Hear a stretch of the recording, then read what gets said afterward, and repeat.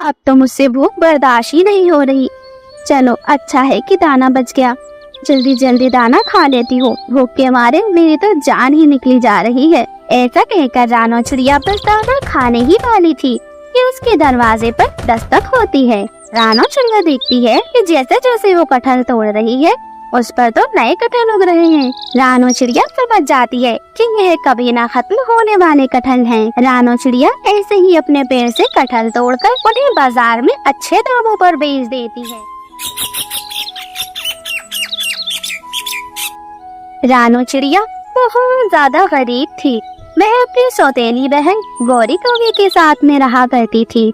गौरी बहन, कृपया करके आप मुझे थोड़ा सा दाना और दे दें, मुझे बहुत जोर से भूख लग रही है। अरे अरे मनहूस, तेरी बूढ़ी माँ मरने से पहले यहाँ कोई खजाना रख कर चली गई थी क्या, जो मैं तेरी चटोरी जबान का ख्याल रखती रहूं। अब कोई दाना वाना नहीं है, चल जा यहाँ से और जाकर बर्तन धो ले। सुबह उठकर जल्दी घर का सारा काम निपटा लेना। गरीब चिड़िया को बहुत ज्यादा भूख लग रही थी, इसलिए वह रोने लगती है। रानो चिड़िया को रोता देख उसकी बूढ़ी दादी को उसके ऊपर बहुत ज्यादा तरस हो जाता है और वह अपनी गौरी से कहती है, अरे गौरी बेटा, क्यों डांट रही है अपने बहन को? जरा सा दाना ही तो मांग रही है, दे देना बेटा इसे दाना।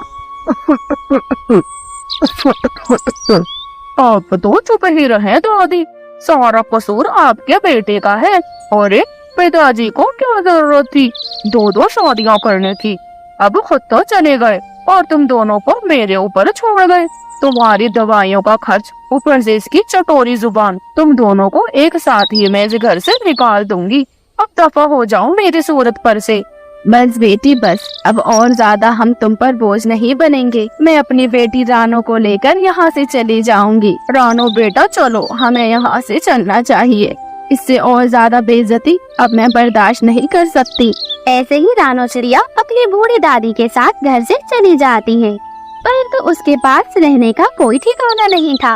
वे दोनों दूसरे जंगल में जाकर घास फूस इकट्ठा कर एक छोटा सा घोंसला बना लेते हैं और उसमें ही रहने लगते हैं। एक दिन रानो की बूढ़ी दादी की तबीयत बहुत ज्यादा खराब हो जाती है।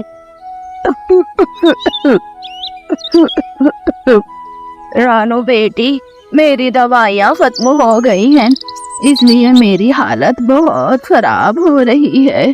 दादी माँ, आप बिल्कुल भी चिंता ना करें, आप आराम करें, मैं अभी जाकर आपके लिए दवाइयाँ ले आती हूँ। ऐसे ही रानो चिड़िया घर में रखे कुछ पैसों से अपनी बूढ़ी दादी के लिए दवाइयाँ लेने चली जाती है और साथ ही साथ वे कुछ खाने का सामान भी लेकर आती है। माँ जी, आप ये लें, आप ये खा लें और उसके बाद ये आपकी दवाइयाँ हैं। मैं आपकी दवाइयाँ लेकर आ गई हूँ, आप ये दवाइयाँ भी खा लें। माँ जी, अब आपको चिंता करने की कोई भी जरूरत नहीं है। मैं जंगल में काम ढूंढ कर आई हूँ, कल से मैं काम पर जाया करूँगी और फिर हमारे घर की सारी परेशानियाँ दूर हो जाएंगी। मुझे माफ कर दे बेटी, तुझे उस घर से ले आई मैं, अब तुझे भी मेरा ख्याल ही रखना पड़ रहा है। मैं तेरे ऊपर बोझ बन गई हूँ, परंतु मैं क्या करती बेटी, मुझसे अब कोई और काम नहीं होता। कम वक्त ये तबीयत खराब ही रहती है, अब तो ऊपर वाला बुला ले, वही अच्छा है। माँ जी, आप ऐसा क्यों सोच रही है? कृपया आप ये सब बोलकर मुझे और ज्यादा शर्मिंदा ना करें। मैं हूँ ना, मेरे लिए आपका आशीर्वाद ही काफी है। कृपया आप चिंता ना करें और टाइम से अपनी दवाइयाँ खाएं, आप जल्द ही ठीक हो जाएंगी। माँ जी, अगले दिन रानो चिड़िया मिठू तोते के घर जाती है।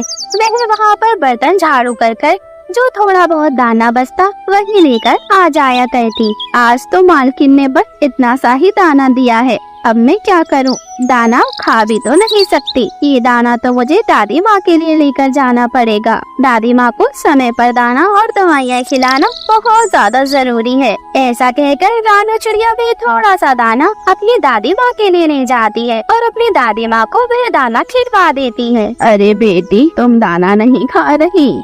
माँ जी, आप मेरी चिंता ना करें, मैंने दाना वहीं पर खा लिया है। कृपया आप दाना खा लें और टाइम से दवाइयाँ भी ले रही है ना? हाँ हाँ बेटी, मैंने जो दाना रखा था उसे खाकर दवाई ले ली थी। रानो चिड़िया उस दिन भूखी ही सो जाती है क्योंकि घर में दाना जो नहीं था। ऐसे ही अगले दिन फिर से रानो चिड़िया हरियाली तोती के घर पर काम करने जाती है। अरे आ गई तो चलो चलो जल्दी जल्दी काम शुरू कर दो, आज मुझे कहीं बाहर जाना है। तुम जल्दी जल्दी काम निपटा कर घर जल्दी ही चली जाना।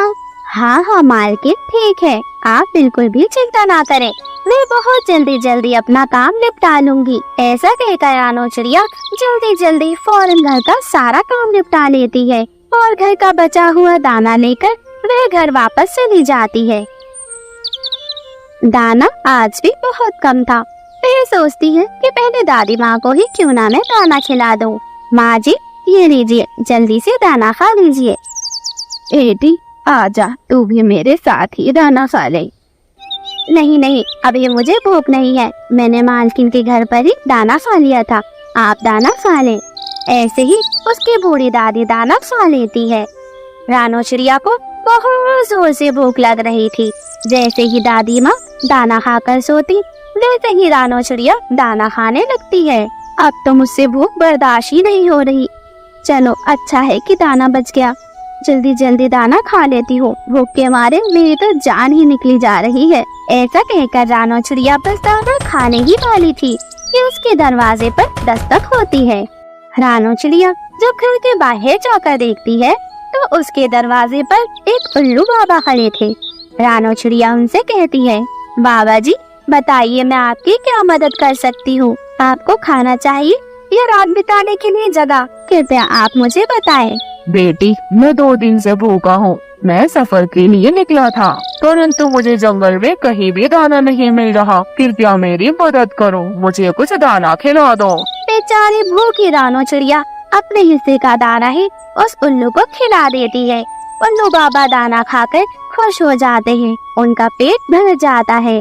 बेटी, तुमने मुझे दाना खिलाया, तुम्हारा बहुत बहुत शुक्रिया। मुझे बहुत जोर से भूख लग रही थी बेटा। बेटी, तुमने एक साधु उल्लू की मदद की है। मेरे पास तुम्हें देने के लिए कोई पैसा या धन दौलत तो नहीं है, परंतु ये लो, ये कुछ कटहल के बीज हैं। तुम इन्हें अपने घर के बाहर लगा देना। ऐसा कहकर वो साधु बाबा वहाँ से चला जाता है। रानो चिड़िया बहुत खुश थी। ऐसे ही रानो चिड़िया खुशी खुशी उसी समय वह बीज अपने घर के बाहर लगा देती है। रात के वक्त वह दादी पोती आराम से सो रही थी। अगले दिन सुबह जब रानो चिड़िया अपने घर से बाहर जाकर देखती है तो उसके घर के बाहर तो कटहल का एक बहुत विशाल पेड़ था, जिस बहुत ज्यादा कटहल लगे हुए थे। रानो चिड़िया उसे देखकर बहुत ज्यादा खुश हो जाती है। उसकी समझ नहीं आ रहा था, परंतु देर से ही सही रानो चिड़िया के समझ आ जाता है। हे ऊपर वाले, ये कैसा चमत्कार है, कल ही तो मैंने ये बीज लगाए थे और इतनी जल्दी ये पेड़ इतना बड़ा हो गया। जरूर उन उल्लू बाबा ने मुझे जादुई बीज दिए होंगे। रानो चिड़िया एक कटहल तोड़ती है और फिर उसकी सब्जी बनाकर घर में खाती है। वह कटहल तो आम कटहल के हिसाब से बहुत ज्यादा स्वादिष्ट था। दादी माँ, अब हमारे बुरे दिन खत्म हो जाएंगे, आप बिल्कुल भी चिंता मत करो। आज ही मैं कटहल तोड़ तोड़ कर बाजार में जाकर बेचूंगी। हे ऊपर वाले, तेरा बहुत बहुत शुक्रिया। अब मुझे किसी के घर पर काम करने की जरूरत नहीं है। अब मैं बाजार जाकर इन कटहल को ही बेचूंगी और इससे जितने भी पैसे आएंगे उससे मेरे घर का खर्च आराम से चल जाएगा। ऐसा कहकर रानो चिड़िया उस पेड़ पर जाती है और कुछ कटहल तोड़ लेती है। रानो चिड़िया देखती है कि जैसे जैसे वो कटहल तोड़ रही है उस पर तो नए कटहल उग रहे हैं। रानो चिड़िया समझ जाती है कि यह कभी ना खत्म होने वाले कटहल हैं। रानो चिड़िया ऐसे ही अपने पेड़ से कटहल तोड़कर उन्हें बाजार में अच्छे दामों पर बेच देती है। ऐसे ही रानो चिड़िया अपने घर में अपनी दादी माँ के साथ हंसी खुशी रहने लगती है। रानो चिड़िया की गरीबी भी दूर हो जाती है। वहीं दूसरी तरफ गौरी कौवे को पता चलता है कि उसके पिता ने उधार लिया था और उसी उधार के चलते एक चील उसके घर पर कब्जा कर लेती है और गौरी कौवे को घर से बाहर निकाल देती है। गौरी कौवी बेचारी रोती रह जाती है। वह बिल्कुल अकेली थी। गौरी कौवी तो अकेली रह जाती है, उसके पास अब कोई भी न था। प्यारे दोस्तों, इस कहानी से हमें ये सीख मिलती है कि हमें कभी भी पैसों का घमंड नहीं करना चाहिए। हमेशा हमें दूसरों की मदद करना चाहिए। प्यारे दोस्तों, अगर आपको हमारी ये कहानी पसंद आई है तो आप हमारी इस वीडियो को लाइक कर हमारे चैनल को सब्सक्राइब करें और हमारी इस छोटी सी फैमिली का हिस्सा बने। आप सभी का धन्यवाद। रानू चिड़िया के दोनों बच्चे बाहर खेल रहे थे। बाहर बहुत ज्यादा ठंड पड़ रही थी, हल्की हल्की बर्फ भी गिर रही थी, क्योंकि जंगलों में सर्दियों का मौसम जो आ गया था। अरे गुड़िया बेटी, कुकू बेटे, आप दोनों इतनी बर्फ में बाहर क्यों खेल रहे हैं? आपकी तबीयत खराब हो जाएगी, आपको ठंड हो जाएगी। चले जल्दी से अंदर आके खेलें, बाहर नहीं खेलें। इतना कहकर मम्मा चिड़िया घर के अंदर चली जाती है। गुड़िया और कुक्कू भी घर के अंदर जाने ही वाले थे, तभी वहाँ पर जग्गू आ जाता है। जग्गू के हाथ में एक मीठा फल था। लो लो लो लो लो लो लो लो लो लो लो लो। ये वो जंगल का सबसे अमीर पक्षी जग्गू, और ये दोनों जंगल के सबसे गरीब पक्षी हैं। वे खाता मीठे मीठे फल, और ये गरीब पक्षी खाते सूखा सूखा दाना। लो लो लो लो लो लो लो लो लो लो। ऐसा कहता हुआ जग्गू वहाँ से निकल जाता है। गुड़िया और कुक्कू को बहुत ज्यादा गुस्सा आ रहा था। गुड़िया और कुक्कू जग्गू की चोट से यह बात सुनकर बहुत ज्यादा उदास हो जाते हैं, और वह घर जाकर अपनी माँ से कहते हैं, अरे आ गए आप दोनों, ये नहीं, मैंने आप दोनों के लिए दाना निकाल दिया है। चले जल्दी आए और आकर दाना खा लें। ये सूखा दाना नहीं खाना, हमें भी मीठे मीठे फल चाहिए हैं। हम भी मीठे मीठे फल खाना चाहते हैं और अच्छे अच्छे खिलौनों से खेलना चाहते हैं। ओ मम्मा, मैं भी नहीं खाऊंगा, मुझे भी मीठे मीठे फल चाहिए और बहुत सुंदर सुंदर खिलौने चाहिए, बिल्कुल वैसे ही खिलौने जैसे जग्गू के पास है मम्मा। इतना कहकर कुक्कू और गुड़िया तो खूब रोने लगते हैं। हे ऊपर वाले, इन बच्चों को क्या हो गया? अभी तो बाहर बहुत खुशी खुशी खेल रहे थे और अब घर आकर इतना रो रहे हैं। बेटा, आपको क्या हुआ है? चलो अब रोना बंद करो और आप दोनों आज शाम को मीठे फल खाना। मैं आपके लिए मीठे फल लेकर आऊंगी।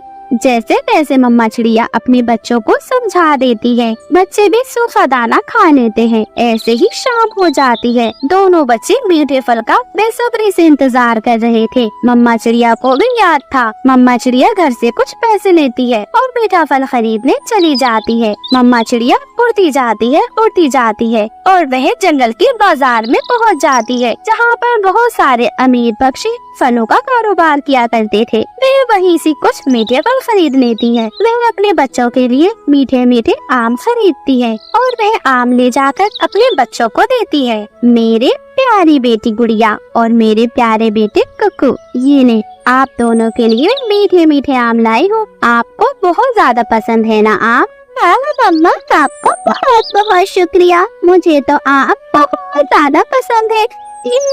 मजा आ गया। दोनों बच्चे बहुत ज्यादा खुशी से कूदने लगते हैं। फिर वह आम खाते हैं। जब गुड़िया और कुक्कू आम खाने लगते हैं तो वह आम तो खट्टे होते हैं। मम्मा चिड़िया जब आम खाकर देखती है, मम्मा चिड़िया को भी आम खट्टा लगता है। ओहो, ये तो कितना बेकार आम है। मैं तो सबसे अच्छे और महंगे वाले आम लाई थी ताकि ये मीठे निकले। ये जंगल के अमीर पक्षी भी ना बस जैसे तैसे खट्टे आमों को ही कान पेट लगाकर बेच देते हैं। बच्चों, ये बाहर का खाना सही नहीं है। आप चिंता मत करें, मैंने दाना रख दिया है। मैं आपके लिए दाना लेकर आती हूँ। मम्मा चिड़िया दोनों बच्चों को सूखा दाना लाकर दे देती है। दोनों बच्चे वह सूखा दाना खाकर आराम से सो जाते हैं। परंतु मम्मा चिड़िया को नींद नहीं आ रही थी, क्योंकि मम्मा चिड़िया बहुत ज्यादा उदास थी। वहीं दूसरी तरफ जग्गू अपनी माँ से जिद कर रहा था। बर्गर बर्गर बर्गर, मुझे तो बर्गर ही खाना है मम्मा। अरे जग्गू, मैं तेरे एक लगाऊंगा। जब देखो burger burger, pizza pizza, chowmein chowmein, हर वक्त तुझे बाहर का खाना खाना होता है। गौरी, समझा ले अपने बेटे को। पहले ही मुझे बहुत ज्यादा नुकसान हुआ पड़ा है। मेरे पास पैसे नहीं है रोज रोज इसे बर्गर और पिज्जा खिलाने के लिए। आलू जी, क्यों मेरे छोटे से मासूम बेटे पर चिल्ला रहे हैं आप? जग्गू बेटा, तो चिंता ना कर, मैं तेरे लिए कल ही जाकर बाजार से पिज्जा और बर्गर लेकर आऊंगी। मेरा प्यारा बच्चा, खबरदार कानू जी, जो आपने मेरे मासूम से बच्चे को जरा भी डांटा तो। जग्गू तो खुश हो जाता है, परंतु गौरी कवि ये नहीं समझ पा रही थी कि उसे कितना बड़ा नुकसान हुआ है। गौरी कवि के घर में ऐसी नौबत आ जाती है कि उसे तो अपना घर ही गिरवी रखना पड़ता है। कालू कौवा अपना घर एक चील के पास गिरवी रख देता है। और उससे कुछ पैसे लेकर आता है। अरे ले आए आप पैसे, आपका बहुत बहुत शुक्रिया मेरे सुंदर पति। मुझे पता था कि आप पैसे जरूर लेकर आएंगे। जब्बू बेटे तुम चिंता मत करो, अब मैं तुम्हें मीठे मीठे फल, बहुत सारे खिलौने और साथ ही साथ बहुत अच्छे अच्छे पिज्जा बर्गर सब कुछ दिलाऊंगी। अब तुम मेरे साथ चलना। गौरी कौवे को इस बात का पता भी नहीं था कि कालू कौवे ने एक चील से पैसे उधार लिए हैं और उसके बदले अपना घर उसे दे दिया है। धीरे धीरे समय बीतता जाता है, परंतु कालू कौवे ने जो चील से पैसे लिए थे वह उसे अभी तक वापस नहीं लौटा पाया था। ऐसे ही वह दिन आ जाता है जब वह चील उसके घर आ जाती है और उन्हें घर से बाहर निकाल देती है। तीनों माँ बेटे घर के बाहर आ जाते हैं। उनके पास रहने के लिए अब जगह भी नहीं थी। वहीं दूसरी तरफ जग्गू इतना ज्यादा बिगड़ा हुआ था कि वह तो सूखा दाना भी नहीं खाता है। कालू कौवा और गौरी कौवे मिलकर एक पेड़ पर एक घोंसला बना लेते हैं और उसी में रहने लगते हैं। मम्मा मुझे नहीं खाना, मुझे नहीं खाना। और ऐसे ही वह दोनों परिवार हंसी खुशी एक साथ मिलजुल कर रहने लगते हैं। अब मम्मा चिड़िया और चील की अच्छी दोस्ती हो जाती है। वही चील के बच्चे और चिड़िया के बच्चे भी आपस में अच्छे दोस्त थे। वे एक दूसरे का खूब ख्याल रखते। गौरी कौवी तो उनसे जला करती और जंगल के बाकी पक्षी भी उनसे डरा करते। प्यारे दोस्तों, अगर आपको हमारी ये कहानी पसंद आई है तो आप हमारी वीडियो को लाइक कर हमारे चैनल को सब्सक्राइब करें और हमारी इस छोटी सी फैमिली का हिस्सा बने। आप सभी का धन्यवाद।